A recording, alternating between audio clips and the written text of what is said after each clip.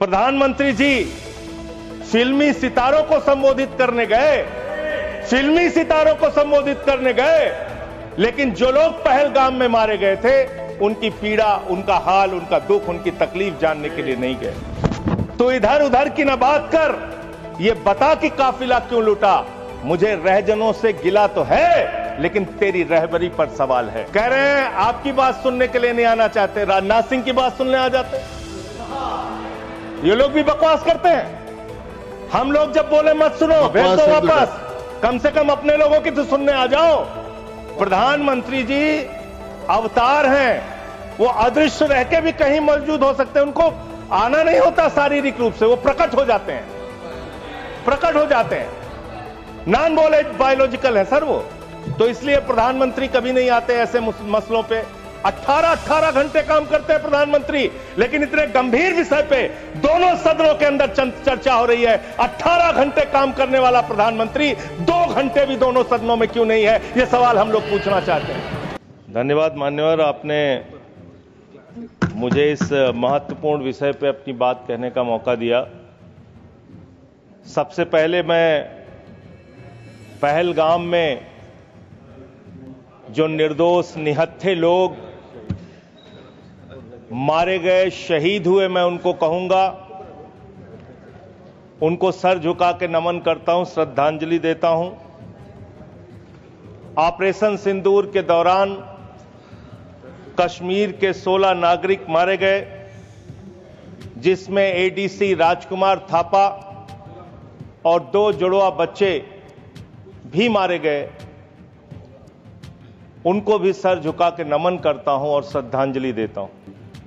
मैं नमन करता हूं और श्रद्धांजलि देता हूं इंडियन एयरफोर्स के मेडिकल असिस्टेंट सुरेंद्र कुमार जी को, बीएसएफ के सब इंस्पेक्टर मोहम्मद इम्तियाज जी को, बीएसएफ के कांस्टेबल दीपक जी को, आर्मी के लांस नायक दिनेश कुमार जी को, सुनील कुमार जी को, मुरली नायक जी को, अली शेख जी को और पवन कुमार जी को, जिन्होंने अपनी शहादत देकर ऑपरेशन सिंदूर में अपनी वीरता और शौर्य का परिचय दिया और पाकिस्तान को मुंहतोड़ जवाब देने के लिए अपना सर्वोच्च बलिदान दिया। मान्यवर, कल से लेकर आज तक दोनों सदनों में सरकार की ओर से बहुत सारी बातें कही गई, अपना मुंह से खुद ही बखान किया गया। हमने ऐसा कर दिया, हमने वैसा कर दिया। हम भारत की सेना का, भारत के बहादुर सैनिकों का, बहादुर जवानों का बार बार नमन करेंगे, उनकी शौर्य और वीरता को बार बार प्रणाम करेंगे, लेकिन आपके नाकारेपन पर 1000 बार सवाल पूछेंगे मान्यवर, क्योंकि सवाल आपसे बनते हैं। पहलगाम में जो निर्दोष लोग बैसरन घाटी में गए थे, उनको आकर 5 खूंखार आतंकवादियों ने कैसे मार दिया। भारत की सीमा के अंदर 200 किलोमीटर वो आतंकवादी कैसे घुस गए, कहां से आपकी इंटेलिजेंस फेलियर हुई, उसके लिए कौन जवाबदेह है। और जब हम सर्वदलीय बैठक में बैठे थे, आदरणीय लीडर ऑफ अपोजिशन भी वहां पे थे, त्रुचि शिवाजी भी थे, और मान्यवर हमको बताया गया, सरकार के द्वारा बताया गया कि बैसरन घाटी में सिर्फ अमरनाथ यात्रा के 15 दिन पहले ही लोग आते हैं। ये तो पता नहीं किस गलती से होटल वालों के साथ मिलकर बैसरन घाटी को खोल दिया गया। अब इतने सारे अलग अलग दलों के नेताओं को सरकार के जिम्मेदार मंत्री, गृह मंत्री की मौजूदगी में, रक्षा मंत्री की मौजूदगी में गलत जानकारी दे रहे हैं। बाद में जब हमने पता किया तो पता चला कि हमेशा वो बैसरन घाटी खुली रहती है, लेकिन वहां सुरक्षा के कोई इंतजाम नहीं थे मान्यवर। वो लोग चीखते रहे, चिल्लाते रहे, रोते रहे, बिलखते रहे, अपनी जान गंवाते रहे, सहायता मांगते रहे, लेकिन उनकी सहायता करने वाला कोई नहीं था। मैं गया था शुभम द्विवेदी जी के घर कानपुर में मान्यवर, और उनके पिता ने रो के एक ही मांग कही। उनकी पत्नी का रो रो के बुरा हाल था।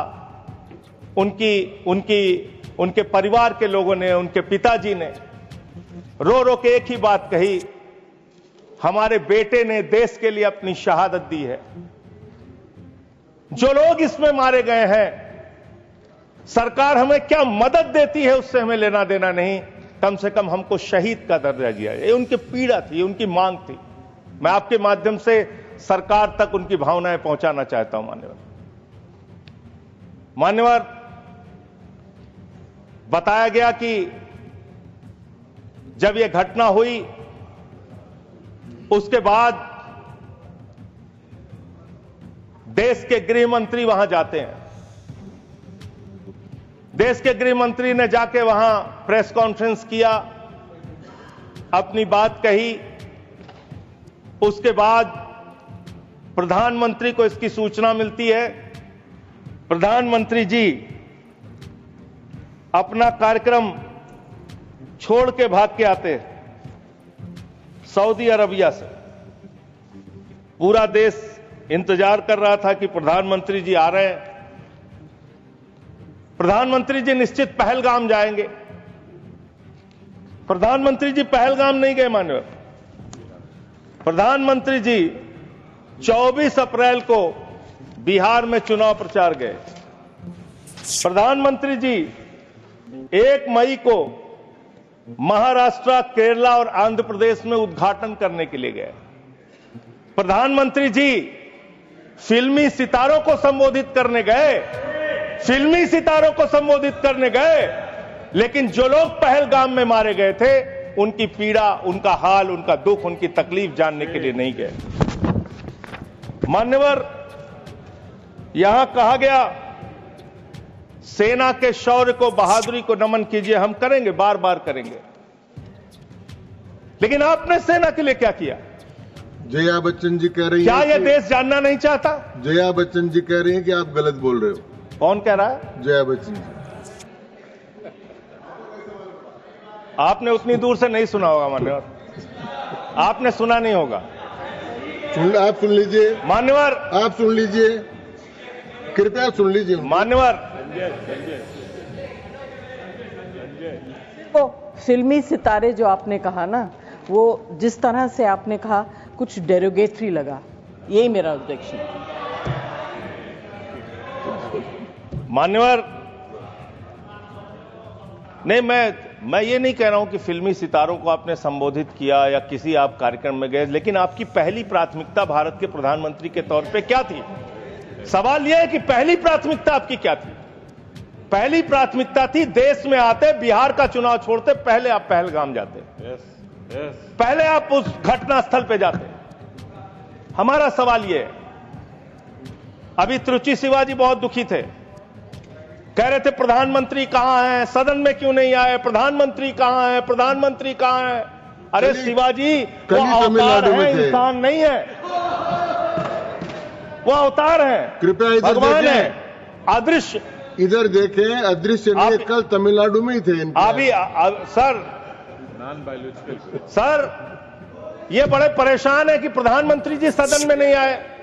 प्रधानमंत्री जी अवतार हैं, वो अदृश्य रह के भी कहीं मौजूद हो सकते हैं। उनको आना नहीं होता शारीरिक रूप से, वो प्रकट हो जाते हैं, प्रकट हो जाते हैं। नॉन बायोलॉजिकल है सर वो, तो इसलिए प्रधानमंत्री कभी नहीं आते ऐसे मसलों पे। 18 घंटे काम करते हैं प्रधानमंत्री, लेकिन इतने गंभीर विषय पे दोनों सदनों के अंदर चर्चा हो रही है। 18 घंटे काम करने वाला प्रधानमंत्री 2 घंटे भी दोनों सदनों में क्यों नहीं है? यह सवाल हम लोग पूछना चाहते हैं। आपको इसका महत्व नहीं नजर आता? आपको कह रहे हैं आपकी बात सुनने के लिए नहीं आना चाहते, राजनाथ सिंह की बात सुनने आ जाते। ये लोग भी बकवास करते हैं। हम लोग जब बोले मत सुनो, भेज दो वापस, कम से कम अपने लोगों की तो सुनने आ जाओ। बकवास वो भी सुनने नहीं आते। बकवास बोला सर, बकवास अब नहीं, उन्होंने बोला हट जाएगा दोनों। जैसे आप उनका सुन ले वैसे मैंने उनका सुन लिया। मैंने उनका सुन लिया। तो आपके मंत्री यहां बकवास करते हैं। आपके माननीय मंत्री सांसद नेता जो आते हैं यहां बकवास करते हैं। बकवास सब मत बोलिएगा, आप चेयर ने मना कर दिया। चलो मान्यवर, ये सेना के सम्मान की बात हो रही है। आपने कितना सेना का सम्मान किया? 3 साल तक भारत के सेना की भर्ती बंद रही मान्यवर, और उन 3 सालों में भर्ती बंद होने के कारण 1,80,000 सेना की तादाद को कम किया गया। उसके लिए आप जिम्मेदार हैं। बार बार आपसे सवाल पूछा जाएगा और आपकी आलोचना होनी चाहिए। आपने भारत की सेना में भर्ती होना, वो चाहे उत्तर प्रदेश का नौजवान हो, चाहे बिहार का, चाहे हरियाणा का, चाहे राजस्थान का, चाहे हिंदुस्तान के किसी कोने का हो, उसके लिए गौरव और सम्मान की बात होती थी। सुबह 4 बजे उठ के दौड़ लगाता था, मेहनत करता था। उसकी मां दूध पिला के तैयार करती थी अपने बेटे को कि कभी जरूरत पड़ेगी तो अपने प्राणों की आहुति देके भारत माता की रक्षा करेगा। ये आपने उस जगह पे 4 साल की नौकरी कर दी। आप सेना के सम्मान की बात करते हैं। आपके पास सब कुछ के लिए पैसा है, अपने दोस्तों के ऊपर लुटाने के लिए लाखों हजारों करोड़ रुपए है, लेकिन सेना के जवान को आपने अग्निवीर बना के 4 साल की योजना में उनको जवान बना दिया। उनके लिए तनख्वाह देने के लिए पैसा नहीं है आपके पास। बीएसएफ के जवान, सीआईएसएफ के जवान, पैरामिलिट्री फोर्सेस के जवान, उनको पेंशन देने के लिए पैसा नहीं है। शहीद का दर्जा देने के लिए पैसा नहीं है आपके पास। आपके पास सीआरपीएफ के जवान, उनको पैरामिलिट्री फोर्सेस को आपको पेंशन देने और शहीद का दर्जा देने का पैसा नहीं है। आप सेना के सम्मान की बात करते हैं। आप सेना के सम्मान की बात करते हैं। मान्यवर, सबसे बड़ा दुख इस बात का हुआ, कल से कहा जा रहा है नहीं, हमने अपने आप सीज फायर डिक्लेयर किया, हमने अपने आप सीज फायर डिक्लेयर किया, इसमें किसी तीसरे देश का हस्तक्षेप नहीं है। आजादी के बाद से लेकर आज तक भारत का स्टैंड एक ही रहा है, हम पाकिस्तान के मामले में किसी भी तीसरे देश की मध्यस्थता नहीं मानते। अगर उस बात के साथ किसी ने धोखा किया है, किसी ने विश्वासघात किया है, तो उसका नाम है भारत के प्रधानमंत्री नरेंद्र मोदी। मैं इस सदन के अंदर कहना चाहता हूं, आपने उस भावना के साथ विश्वासघात किया है। मान्यवर, अमेरिका की मध्यस्थता आपने स्वीकार की, और मैं इसलिए चंद लाइनें आपके लिए कहना चाहूंगा कि तू इधर उधर की ना बात कर, तू उधर उधर की। आप ही का चेहरा आ रहा है सर, थोड़ा निर्देश दे दीजिए, आप ही को दिखाए जा रहे हैं बार बार। तू इधर उधर की ना बात कर, ये बता कि काफिला क्यों लूटा। मुझे रहजनों से गिला तो है, लेकिन तेरी रहबरी पर सवाल है, आपकी रहबरी पर, आपके नेतृत्व पर सवाल है, और यह सवाल बार बार पूछा जाएगा। यह सवाल बार बार पूछा जाएगा। 10 मई को भारत, जो 144 करोड़ की आबादी का मुल्क है, भारत जो दुनिया का सबसे बड़ा लोकतंत्र है, भारत जो दुनिया की 5वीं बड़ी अर्थव्यवस्था है, उस भारत के मामले में सीज फायर का डिक्लेरेशन भारत की धरती से नहीं होता, अमेरिका की धरती से होता है। अमेरिका का राष्ट्रपति ट्रंप वो ट्वीट करके जानकारी देता है सीज फायर हो गया दोनों देश में। हमारी सेनाएं लड़ रही हैं, हमारी सेनाएं मैदान में हैं, और अमेरिका का राष्ट्रपति कह रहा है सीज फायर हो गया। क्या लिख रहा है वो अमेरिका का राष्ट्रपति? After a long night of talks mediated by United States, I am pleased to announce that India and Pakistan have agreed to a full and immediate ceasefire. Congratulations to both countries on using common sense and great intelligence. Thank you for attention to this matter. फिर उसके बाद उपराष्ट्रपति JD Vance, 10 मई को इनका tweet आता है, great work from president's team, specially Secretary Rubio, and my gratitude to the leaders of India and Pakistan for their hard work and willingness to engage in this ceasefire. अब जो secretary Rovio का, United state के secretary Rovio का जो tweet है, वो अगर मैं इस सदन में पढ़ दूंगा तो सरकार को बहुत शर्मिंदा होना पड़ेगा। इसलिए मैं आपको चाहता हूं कि इस पे जवाब दीजिए, जब जवाब दीजिएगा और प्रधानमंत्री को जवाब देना चाहिए। ये 10 मई का ट्वीट है। मैं चाहूंगा सत्ता पक्ष विपक्ष पूरा सदन इसको सुने। Over the past 48 hours vice president Vance and I have engaged with the senior Indian and Pakistani officials, including Prime Ministers Narendra Modi and Shehbaz Sharif, External Affairs Minister Subramaniam Jaishankar, Chief of Army Staff Asim Munir, and National Security Advisors Ajit Doval and Asim Malik.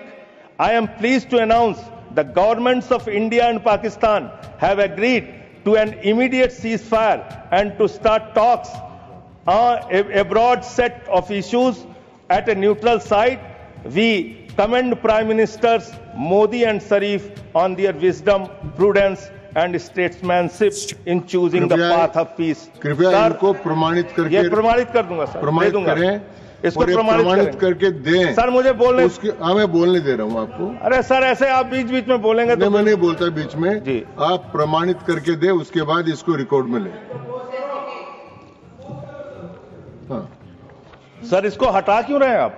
नहीं हटा रहा हूँ, मैं ये कह रहा हूँ कि आप मैं ये कह रहा हूँ कि ये प्रोसीडिंग में जाएगा। मैं इसको दे रहा हूँ सर, आपको दे दूंगा। हाँ दीजिए, दे दूंगा सर। मान्यवर, मैं बड़ी विनम्रता पूर्वक इस सरकार से ये पूछना चाहता हूं कि ये सेक्रेटरी, यूनाइटेड स्टेट का सेक्रेटरी जो है रूबियो, वो कह रहा है 10 मई को कि पिछले 48 घंटे से प्रधानमंत्री नरेंद्र मोदी से, पाकिस्तान के प्रधानमंत्री शरीफ से, वहां के एडवाइजर आसिम मलिक से हम लोग बातचीत कर रहे थे। आसिम मलिक कौन है सर? आसिम मलिक कौन है? आसिम मलिक है आईएसआई का चीफ, जो पाकिस्तान के द्वारा प्रायोजित आतंकवाद का संरक्षक है। भारत की सरकार उससे बातचीत कर रही थी जब सेना लड़ रही थी। 8 मई को जब सेना लड़ रही थी, आप आईएसआई से बात कर रहे थे। आप आईएसआई से बात कर रहे थे। आसिम मुनीर और आसिम मलिक दोनों से आप बात कर रहे थे। आप बात कर रहे थे आईएसआई से। हमारी सेना लड़ रही थी, आप आईएसआई से बात कर रहे थे। एक मिनट, आप शरीफ से बात कर रहे थे। क्या आप पॉइंट ऑफ पाकिस्तान ऑर्डर से है? बात कर रहे थे। एक point of order, point of, हाँ बाबू, एक आई एम नॉट माननीय सभापति महोदय, निवेदन है, रूल सर, रूल आपके माध्यम से माननीय संजय सिंह जी को निवेदन कर रहा हूं। एक बार वो ट्वीट को जिसको ऑथेंटिकेट करने की बात कर रहे वो थे, करी मैंने उनको, वो वापस पढ़ें और पढ़ करके हिंदी में, या तो मैं तो गांव का आदमी हूं, अंग्रेजी समझता नहीं, समझा दें कि इसमें कहां इंटरप्रिटेशन है कि भारत सरकार बात कर रही थी उससे। अपनी कन्वीनियंस में इंटरप्रेट क्यों कर रहे हैं साहब? फिर से पढ़ देता हूं सर। मैं मंत्री जी की मांग का समर्थन करता हूं। भाई मैं मंत्री जी की मांग का समर्थन करता हूं। मैं फिर से पढ़ रहा हूं। ये 10 मई का ट्वीट है। मैं मंत्री जी की मांग का समर्थन करते हुए फिर से पढ़ रहा हूं। देखिए, नियमों में over the past 48 Sanjay hours, Singh ji सुनिए, नियमों में बहुत स्पष्ट प्रावधान है कि हम किसी भी विदेशी राष्ट्रपति का, विदेश मंत्री का, किसी मंत्री का हम उल्लेख नहीं करेंगे। क्यों? लेकिन यहाँ किसका उल्लेख नहीं हुआ सर? लेकिन मैंने आपको, एक मिनट से, आप चेयरमैन की रूलिंग है, सब सारी चीजों पे हम बोल सकते हैं मेरी सर। बात तो सुनिए, और हम क्रिटिसाइज तो कर नहीं मेरी रहे, बात सुनिए प्लीज। हमें जानकारी दे रहे हैं सदन को। मैंने आपको कह दिया कि आप ऑथेंटिकेट करके इसको दे दीजिए। नहीं, वो हिंदी में चाह रहे हैं सर। चलिए, वो हिंदी में चाह रहे हैं और मैं पढ़ दे रहा हूं सर इसको। आप अंग्रेजी में दे दो। हाँ, नहीं हिंदी में ही चाह रहा हूं, हिंदी में। ओवर द पास्ट 48 आवर्स, पिछले 48 घंटे में उपराष्ट्रपति Vance and I have engaged with senior Indian and Pakistani officials. तो इसमें प्रधानमंत्री मैं और सुन तो, अरे सुनिए तो भाई, नाम सुनिए सर, नाम सुनिए। Officials including prime ministers Narendra Modi and Shahbaz Sharif, external affairs minister Subrahmanyam Jaishankar, chief of army staff Asim Munir and National Security Advisors Ajit Doval and Asim Malik Asim Malik ISI का प्रमुख है। आसिम मलिक आईएसआई का प्रमुख है।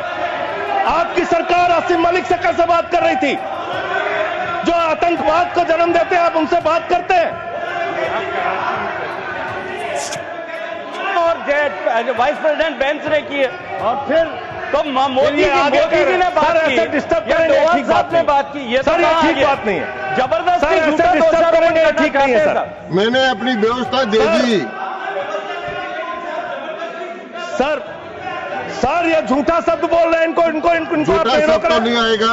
इनको आप नहीं आगे रोक बढ़िए, रहे। आगे हाँ। बढ़िए आप। सर इसके बारे में मैंने व्यवस्था दे चुका।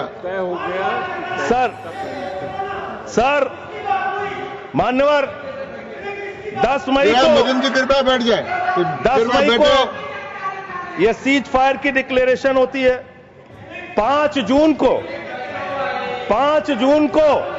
कृपया अरे बैठ सुन जाए। लीजिए यार सर मैंने जजमेंट इसमें दे दिया व्यवस्था। कृपया बैठ जाए। 5 जून को पाकिस्तान को संयुक्त राष्ट्र संघ की एंटी टेररिस्ट कमेटी जो है उसका वाइस प्रेसिडेंट बनाया जाता है। हम जानते हैं इसमें अमेरिका की ही चलती है। अमेरिका के कहने पे बनाया। पाकिस्तान एंटी टेररिस्ट कमेटी का वाइस प्रेसिडेंट बन रहा है।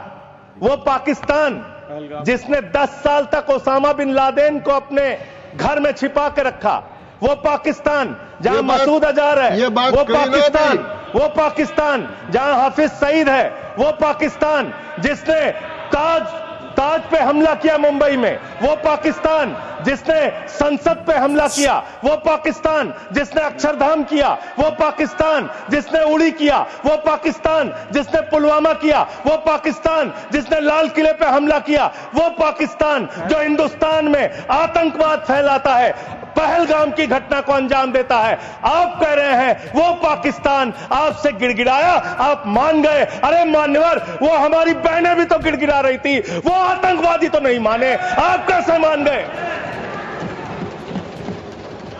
वो बहनें भी तो गिड़गिड़ा रही थी मान्यवर, वो भी तो कह रही थी आतंकवादियों के सामने कि मत मारो मेरे पति को, मत मारो, लेकिन मारा उन्होंने। आप कह रहे पाकिस्तान का डीजीएमओ बात कर गया। पाकिस्तान के डीजीएमओ ने कह दिया कि अब हम आगे कोई घटना नहीं करेंगे। आप मान गए उनकी बात? जिन्होंने संसद पे हमला किया, जिन्होंने लाल किले पे हमला किया, जिन्होंने मुंबई के ताज पे हमला किया, जिन्होंने अक्षरधाम पे हमला किया, जिन्होंने पहलगाम किया, जिन्होंने उड़ी किया, आप उनकी बात मान गए? पुलवामा किया, और पुलवामा मान्यवर आप सेना के सम्मान की बात करते हैं। मान्यवर 19 जून को अमेरिका ट्रंप के लिए प्रचार करने मैं नहीं गया था मान्यवर। ट्रंप के लिए प्रचार करने महामानव गए थे, मैं नहीं गया था। अब की बार ट्रंप सरकार उन्होंने नारा दिया था मान्यवर। और ये 19 जून को क्या किया? उस ट्रंप ने 19 जून को क्या किया? 19 जून को उसने आसिम मुनीर को बुलाया, पाकिस्तान का आर्मी चीफ, उसको बुलाया सेना का, और उसको बुला के बंद कमरे में लंच कराया। लंच कराने के बाद नहारी खिलाया, हो सकता है नहारी खिलाया हो। और लंच कराने के बाद जब दोनों लोग निकले तो उस लंच में पता चला कि वो आसिम मलिक भी था, आईएसआई का प्रमुख जो था सर, वो भी था बातचीत में। जो इंडिया के अंदर जो आईएसआई आतंकवाद की घटनाएं देता है, जब को अंजाम देता है, वो भी था। तो जब उससे पूछा गया ट्रंप से what he wanted to achieve from meeting mister Munir, the US president said, well I stop the war, I love Pakistan. I love Pakistan, ये ट्रंप बोल रहा है। मोदी का दोस्त सर बार बार आप ही आ जा रहे हैं, मना कर दीजिए, ऐसे क्यों कर रहे हैं? बार बार आप ही आ रहे हैं। आई लव पाकिस्तान, ऐसे स्ट्रेटेजिक खेल मत खेलिए सर। आई लव पाकिस्तान कह रहा है ट्रंप। वहां पाकिस्तान और अमेरिका का इलू इलू चल रहा है, और आप कह रहे हैं अब की बार ट्रंप सरकार। आप कह रहे हैं 14 फरवरी को जाके, 14 फरवरी 2025 को प्रधानमंत्री जी गए थे मागा plus मीगा becomes mega partnership for prosperity. आप कह रहे हैं मोदी जी 14 फरवरी को गए थे। 14 फरवरी 2025 को जब आप गए थे तो 7 फरवरी को वही अमेरिका हमारे भारतीयों को बेड़ी में बांध के अमृतसर में उतारा था सर। और आपने आपत्ति नहीं की। आप कह रहे हैं मेगा मीगा मागा, वहां कर रहे हैं मेगा मीगा मागा, मेगा मीगा मागा, और वो अमेरिका आपके साथ ऐसे विश्वासघात कर रहा है।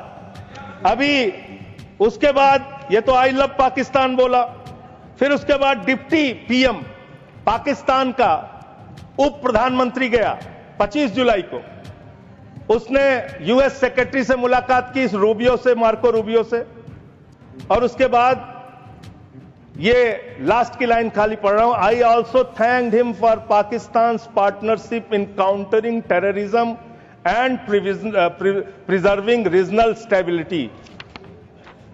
ये धन्यवाद कर रहा है, धन्यवाद कर रहा है। अमेरिका का मार्को रूबियो सेक्रेटरी कह रहा है कि पाकिस्तान को हम धन्यवाद देते हैं आतंकवाद से लड़ने के लिए। तो मुझे एक लाइन याद आ रही है, खुलूस मतलब होता है मोहब्बत। प्रधानमंत्री जी के लिए और अमेरिका के राष्ट्रपति के लिए एक लाइन में पढ़ना चाहूंगा। प्रधानमंत्री तो फिदा है उनके ऊपर, ट्रंप के ऊपर, तो प्रधानमंत्री की ओर से ट्रंप के लिए लाइन है कि तेरे खुलूस ने रखा मुझे अंधेरे में, तेरे खुलूस ने रखा मुझे अंधेरे में, तेरा फरेब मुझे रोशनी में ले आया, तेरा फरेब मुझे रोशनी में ले आया। ये फरेब पे फरेब, फरेब पे फरेब, धोखे पे धोखा, ये लगातार हो रहा है। मान्यवर, अब मैं एक बहुत ही महत्वपूर्ण बात आपके सामने रखना चाहूंगा। हमारी सरकार ने कहा हम अपने वीर जवानों के लिए ताली बजाएं, हमने ताली बजाया। हम उनका नमन करें, हमने नमन किया। आपने क्या किया? भारत के सेना की बहादुर बेटी कर्नल सोफिया कुरैशी के लिए आपका बीजेपी सरकार का मध्य प्रदेश का मंत्री कहता है वो आतंकवादियों की बहन है। और यही नहीं मान्यवर, बात यहां तक नहीं रुकती। कर्नल सोफिया कुरैशी को कहा आतंकवादी की बहन है। भारत के विदेश सचिव विक्रम मिस्री जी, उनकी बेटी के लिए सोशल मीडिया पे इतनी ज्यादा आपत्तिजनक बातें लिखी गई, सरकार ने कोई कार्रवाई नहीं की और विदेश सचिव को अपना ट्विटर का अकाउंट लॉक करना पड़ा। अब अपने लोगों को सुरक्षा नहीं दे पाते, अब अपने लोगों को सुरक्षा नहीं दे पाते। और इतना ही नहीं मान्यवर, इतना ही नहीं मान्यवर, जो हिमांशु नरवाल जी की विधवा थी, बेवा पत्नी, उसने सिर्फ इतना कहा कि आतंकवाद को आतंकवाद के तरीके से निपटिए, लेकिन देश में अमन और शांति रखिए, कोई आपस में इसको लेके सांप्रदायिक दंगे फसाद लड़ाई झगड़े ना हो। इसमें कौन सी गलत बात कह दी? आप तो खाली ताक में रहते हैं हर मौके का फायदा उठाने के लिए। पहलगाम की घटना हुई मान्यवर, हम लोग श्रद्धांजलि अर्पित कर रहे थे और भारतीय जनता पार्टी के ट्विटर हैंडल से, मैं पूरी जिम्मेदारी से कह रहा हूं, अगर मैं गलत कह रहा हूं तो राष्ट्रीय अध्यक्ष जी यहां बैठे हैं बीजेपी के, मना कर देंगे। उन्होंने क्या पहला ट्वीट क्या आया? धर्म पूछा जाति नहीं, धर्म पूछा जाति नहीं। और जो कथावाचक मारे जा रहे हैं हमारे उत्तर प्रदेश में, वहां तो जाति पूछ के मार रहे हैं, जाति पूछ के मार रहे हैं, मंदिरों में घुसने नहीं दे रहे हैं, जाति पूछ के मार रहे हैं। ये भी तो हो रहा है इस देश के अंदर। इसलिए आप विषय पर बोलिए। माननीय विषय पे ही बोल रहा हूं सर। नहीं, विषय नहीं, ये सर, विषय नहीं है ना, ये विषय है सर, ये विषय नहीं है। हाँ आप विषय पर बोलिए सर, विषय यही है। नरवाल और आप एक बात मैं कह सकता हूं सर, विदेश सचिव का नाम नहीं लिखे, मंत्रालय का नाम लिखे। ये काहे के लिए? ये है सर, हम ऑफिसर्स अच्छा चलिए ठीक, जो आपको ठीक लगे सर, जैसे आपने ऑफिसर्स का नाम सर, नहीं ले सकते। नो, चलिए सर, नो सर वैसे मैं एक बात कह सकता हूं और सरकार को इसको ध्यान देना चाहिए सर। मैं बड़ी गंभीरता से इस बात को कह रहा हूं। आप गोदी मीडिया से अपनी चाटुकारिता दिन रात करवाना चाहते हैं, करवाइए, कोई हमें दिक्कत नहीं है, वो लोग करेंगे ही। लेकिन जब युद्ध का समय है, लड़ाई का वक्त है, इतने गंभीर समय में है, ऐसे समय में आप ऐसे समय में झूठी खबरें वहां पे चलवा रहे हैं, झूठी खबरें चलवा रहे हैं। लाहौर में घुस गए, इस्लामाबाद में घुस गए, यहां कराची में कब्जा हो गया, रावलपिंडी में कब्जा हो गया। अरे भाई, ऐसे वक्त में हमारी सेनाएं लड़ रही होती हैं, उनको सही जानकारी सारी चीजों की होती है, परिस्थितियों का। आप उनके जीवन को संकट में डाल रहे हैं। कौन कहां लड़ रहा है, किस पोजीशन पे है, आप दुनिया भर की जो भी मन हो रहा खबरें चलाए जा रहे हैं मीडिया पे, तो इस पर भी रोक लगनी चाहिए। तीसरी बात, यहां पे चाइना की भी बात हुई। चाइना ने पूरी तरीके से पाकिस्तान का साथ दिया, पूरी तरीके से मिसाइल दिया, लड़ाई में हर तरीके से उनका साथ दिया, हर तरीके से पाकिस्तान का साथ देने का काम चीन ने किया, हर तरीके से पाकिस्तान का साथ देने का काम अमेरिका ने किया। और आप क्या कर रहे हैं चीन के साथ? मैंने कल देखा, मैंने सोचा मान्यवर कि चलिए इसी को देखते हैं। गलवान घाटी में जब हमारे जवान शहीद हुए, उसके बाद हमने चीन से अपने कैसे रिश्ते किए, आपने क्या किया, यह पूरे देश को जानना चाहिए और खास तौर से आपके समर्थकों को। 2020 के घटना के बाद गलवान घाटी में जब हमारे जवान शहीद हुए, उसके बाद आपने 4,83,033 करोड़ रुपए का आयात चीन से किया। 2021-22 में आपने 7,10,148 करोड़ रुपए का व्यापार चीन से किया, आयात चीन से किया। 2022-23 में 8,03,533 करोड़ का आयात चीन से किया। 2023-24 में 8,38,442 करोड़ रुपए का आयात चीन से किया। 2024-25 में 9,41,718 करोड़ रुपए का आयात चीन से किया। आज चीन को लाखों करोड़, 37 लाख करोड़ रुपए, पिछले 5 सालों में आपने 37 लाख करोड़ रुपए का सामान चीन से भारत में आयात किया। आप चीन को रुपया पे रुपया, लाखों करोड़ कमा रहे हैं। माननीय सदस्य, आप हर एक चीज में रोकेंगे सर, इसमें मैं तो ये आंकड़ा बिल्कुल ये रिलेवेंट नहीं है। आप ये बोलिए। रिलेवेंट है, मैं बता रहा हूं सर मैं बता रहा हूं सर, इसको लीजिए आप सर। ये एम्बेसी ऑफ इंडिया बीजिंग, ये एम्बेसी ऑफ इंडिया, भारत की एम्बेसी का ये डाटा है और वेबसाइट पे आप जा सकते हैं, चेक करा सकते हैं। ये वहां से मिला डाटा। ये 37 लाख करोड़ रुपए का आपने उनको व्यापार दिया, उनसे वहां से सामान आयात कर रहे हैं। आप चीन को लाखों करोड़ रुपए का व्यापार दे रहे हैं और चीन पाकिस्तान को मिसाइल दे रहा है। ये आपका समझौता है, ये आपका समझौता है। आप उस चीन के राष्ट्रपति को झूला झुलाते हैं और ये हमारे साथ चीन कर रहा है, ये हमारे साथ चीन कर रहा है। ये इस देश को जानना जरूरी है। पाकिस्तान को कर्जा मिलता है IMF से, वर्ल्ड बैंक से, और ये कर्जा मिलता है लगभग 3 लाख करोड़ रुपए का कर्जा उनका सैंक्शन हो चुका है, मिल जाएगा। और काफी विरोध भी किया सरकार ने, लेकिन माने नहीं वो लोग, माने नहीं। लड़ाई के समय में उनका कर्जा सैंक्शन हो रहा है और वो पैसा कहां लगेगा? आतंकवाद को बढ़ावा देने में, आतंकवाद को फैलाने में। और अंत में बस मैं सिर्फ एक रिपोर्ट पढ़ के अपनी बात को खत्म करूंगा। हिंदुस्तान में आतंकवाद बढ़ कैसे रहा है, सोर्स पहले ही बता देता हूं। क्वेश्चन नंबर 2802, लोकसभा, दिनांक 18 मार्च 2025। भारत की सरकार का जवाब है, मेरा जवाब नहीं है। इस क्वेश्चन में पूछा गया गृह मंत्रालय से कि हिंदुस्तान में कितने ड्रग्स पिछले 5 साल में पकड़े गए। इसका तो क्या संबंध है इस चर्चा से? सर अब आप इसको भी नहीं मानेंगे, सर अब आप इसको भी नहीं मानेंगे। इस चर्चा से मतलब ये जो ऑथेंटिक डॉक्यूमेंट है इसको भी आप मानेंगे नहीं? डॉक्यूमेंट का नहीं है, जिस विषय पर तो मुझे आप कंटिन्यू कर, चर्चा, मैं समझा रहा हूं सर। संबंध नहीं है सर। ये ड्रग्स का पैसा आतंकवाद में लग रहा है, ये ड्रग्स का पैसा आतंकवाद में लग रहा है। मैं नहीं कह रहा हूं, सरकार कह रही है। ये तो सुन लीजिए, सरकार कह रही है सर, मैं नहीं कह रहा हूं। पूरी बात ही आप नहीं सुनते सर। सर पूछा गया पिछले 5 साल में कहां कहां कितना मिला, तो बताया कि एक अडानी का पोर्ट है मुंड्रा में, वहां 260 करोड़ रुपए की ड्रग्स पकड़ी गई।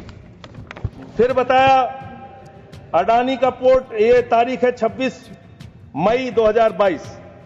फिर एक अडानी के पोर्ट पे ही 11/7 बता रहा हूं संबंध भैया, अगर नहीं संबंध बताऊंगा तो मुझे मेरी राज्यसभा से सदस्यता खत्म कर देना। मैं कह रहा हूं आप इधर ही करो जी, उधर किस लिए कर रहे हो? हाँ, तो ऐसे टिक्का टिप्पणी ना करें। अडानी पोर्ट पर हीरोइन पकड़ी गई 150 करोड़ रुपए। तो अडानी ने पकड़ा ही ना। अरे सुन तो लीजिए सर, सुन ले। काहे अडानी का नाम सुन के काहे ऐसे विचलित हो जाते हैं सब लोग? अडानी का नाम सुन के क्यों ऐसे विचलित हो जाते हैं अडानी का नाम सुन के सर? और ये जो पकड़ा गया, तो जिसमें जो लोग गिरफ्तार हुए, इसका भारत की सरकार ने अपोज किया, करना भी चाहिए। एनआईए ने किया, संजय सिंह ने नहीं किया, एनआईए ने करना चाहिए, किया इन्होंने। और जब विरोध किया तो एएसजी महोदय ने सुप्रीम कोर्ट में कहा, एनआईए ने सुप्रीम कोर्ट में कहा, अडानी के पोर्ट से 21,000 करोड़ रुपए की ड्रग्स पकड़ी गई है जो आतंकवाद में लगती है। यह है सर, यह सारा पेपर मैं आपको दे रहा हूं। इस देश के अंदर पाकिस्तान से, अफगानिस्तान से हजारों करोड़ का ड्रग्स आएगा और इसी देश में आतंकवाद फैलाया जाएगा, अडानी के पोर्ट पर पकड़ा जाएगा।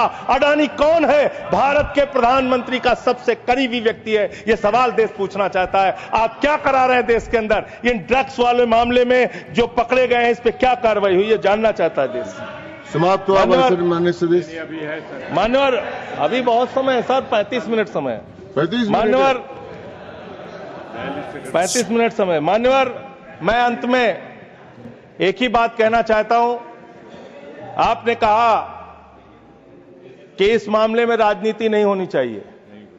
राजनीति करता कौन है? इतनी हर मामले में आप राजनीति करते हैं, हर मामले में आप राजनीति करते हैं, हर हमेशा विपक्ष को ब्लेम करते हैं, विपक्ष को देशद्रोही कहते हैं, विपक्ष को गद्दार कहते हैं। आप पूरी दुनिया में घूमते हैं, एक देश आपके समर्थन में नहीं आता, एक भी देश आपके पक्ष में खड़ा नहीं होता, लेकिन जब आपको जरूरत होती है आप कहते हैं विपक्ष के लोगों पूरी दुनिया में जाओ और भारत के पक्ष में बोल के आओ। गए विपक्ष के लोग, हमारी भी पार्टी के 2 सांसद गए और हम सरकार का पक्ष दुनिया में रख कर आए। जब भी देश पे संकट होगा हम आपके साथ खड़े हैं, लेकिन लोगों को बांटने का काम, अपमानित करने का काम और रोज रोज इस तरीके से गद्दार कहने का काम बंद कीजिए। बहुत बहुत धन्यवाद। धन्यवाद। Shri येरम Venkat Subba Reddy. Shri येरम Venkat Subba Reddy. Yes, sir. Thank you, Vice Chairman, sir, for giving me this opportunity to